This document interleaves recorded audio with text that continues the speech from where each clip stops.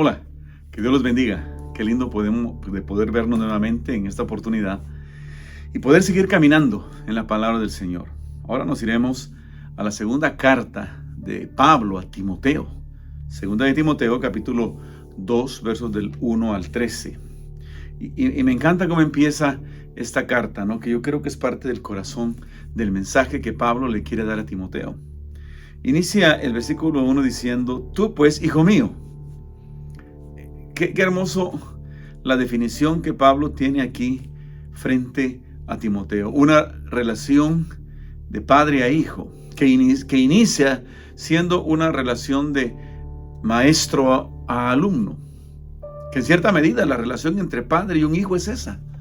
Es una relación en donde el hijo aprende del padre y el padre enseña al hijo. Creo que una de las grandes tragedias de los cristianos de nuestros tiempos es la poca disposición que tenemos de que alguien nos enseñe, porque es parte de la naturaleza rebelde del ser humano. A los seres humanos no nos gusta que nadie nos enseñe. Usualmente pensamos que lo sabemos todo, y es un problema. Pablo le dice a Timoteo en estos versos: mira, enseña a otros lo que yo te he enseñado a ti. Enseña a otros lo que yo te he enseñado a ti. Y qué lindo saber que la iglesia de Cristo es precisamente la suma de la sucesión de hombres y mujeres que a través de la historia se han dado a la tarea, han tomado la responsabilidad y el desafío de enseñar a otros lo que han aprendido. Qué lindo saber que nosotros como cristianos tenemos la oportunidad en este libro, en la palabra del Señor, poder confiar que la transmisión contenida en este libro es fiel a lo que sus escritores originales trataron de enseñarnos. Eso es sobrenatural.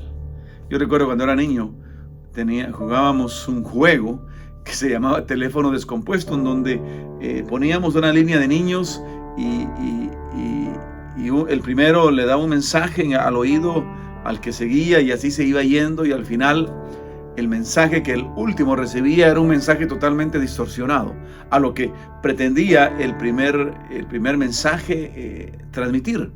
Entonces, qué lindo saber que nosotros como cristianos, después de 2000 años de tener esta palabra, ¿no?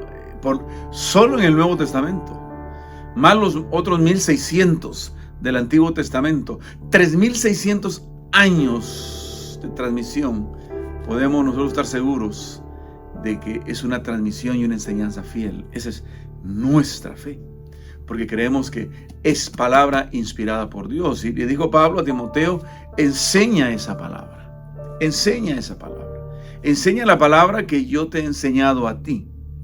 Y ese es nuestro llamado. La iglesia cristiana ciertamente hace muchas cosas, ¿no?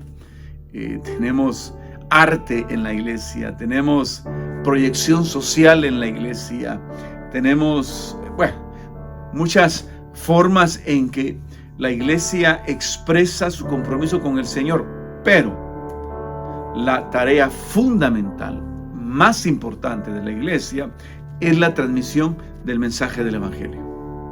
Es la transmisión de la palabra de Dios, es la transmisión de lo que el Señor vino a traernos y darnos a nosotros en este tiempo.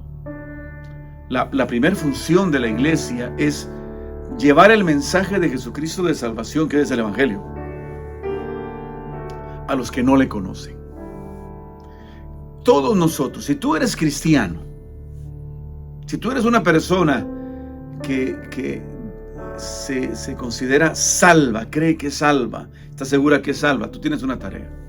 Tú tienes una misión de parte del Señor, la cual es predicar el Evangelio. Desde que te levantas por la mañana hasta que te acuestas por la noche. Tu tarea es predicar el Evangelio. Anunciarle a la gente que en Cristo hay perdón, hay salvación, hay esperanza. Y luego también como cristianos, nuestra tarea es a aquellos que han decidido caminar en el Señor, enseñarles precisamente a caminar en el Señor a través del discipulado. Es un acompañamiento en donde unos a otros nos ayudamos cada día a ser más semejantes a Cristo. Discípulos semejantes a Cristo. Mira qué lindo. Esa es la tarea principal que tú y yo tenemos. La pregunta grande para cada uno de nosotros es esta: ¿la estamos realizando? El tiempo que yo me tomo en hacer este video y todo lo que pudiese hacer como pastor es precisamente en base a ese entendimiento de lo que Dios me ha mandado a hacer. Él me ha llamado a mí a ser pastor. Ciertamente el Señor no llama a ser pastores a la mayoría, a la inmensa mayoría de la iglesia, pero todos tenemos un mismo compromiso, una misma misión, y expresada en la gran comisión de Jesús, ¿no? De ir por todo el mundo y predicar el evangelio, y hiciésemos discípulos de Él. Entonces la pregunta para ti en esta mañana es: ¿lo estás haciendo? ¿Lo estás haciendo?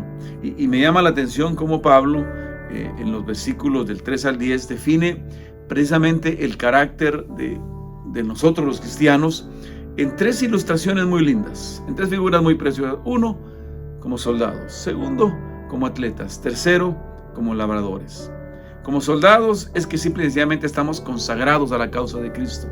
Como atletas es que estamos totalmente sometidos a la palabra del Señor, que es la que nos dice cómo ser precisamente esos cristianos que debemos ser.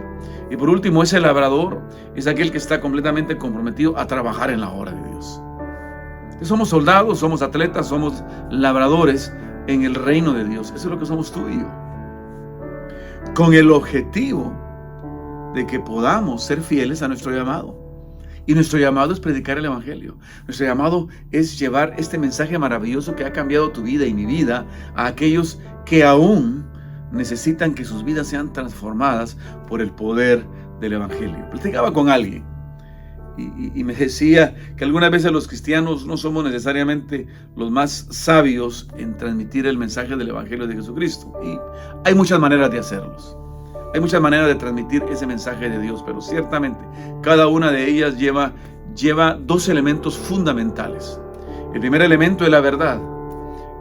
El evangelio es la verdad. Estamos llamados a predicar la verdad, y la verdad es Cristo. Pero al momento de hacerlo ciertamente con amor y por amor. La verdad siempre debe ser acompañada con amor, y el amor siempre debe ser acompañado con la verdad. Para que podamos ciertamente cumplir ese propósito de Dios en nuestra vida. Dios te ha salvado con un objetivo. Dios te ha dado vida con un objetivo. Ciertamente todos esperamos algún día estar con el Señor en el cielo. Pero mientras ese día llega, todos tenemos una misión que cumplir.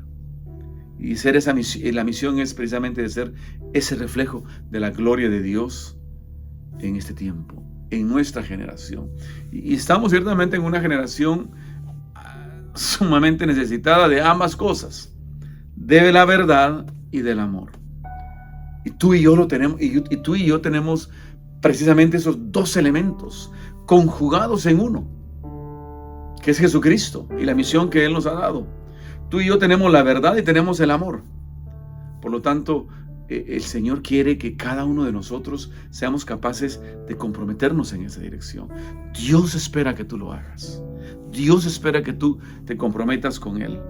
En el 11 al 13 hay un corolario maravilloso que el apóstol nos da precisamente en lo que nosotros somos y la expectativa de Dios para nosotros.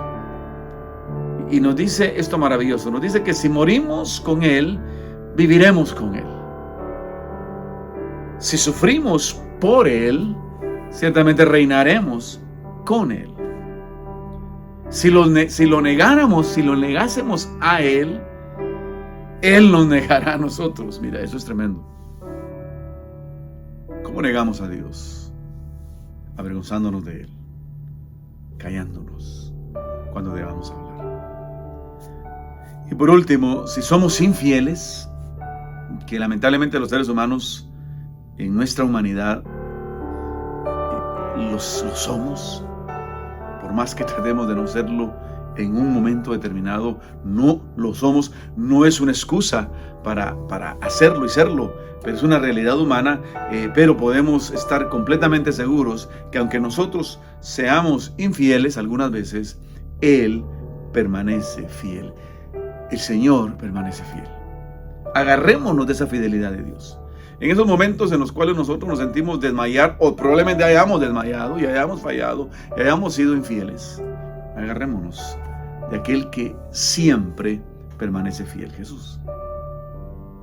Espero que en ese día y en este tiempo, de la misma manera en que Timoteo escuchó a Pablo, tú puedas escuchar hoy estas palabras que son para ti y puedas precisamente ser ese soldado, ese atleta, ese labrador que el Señor está buscando para hacer su obra. Que la paz de Dios esté contigo. Nos vemos a la próxima. Que Dios te bendiga.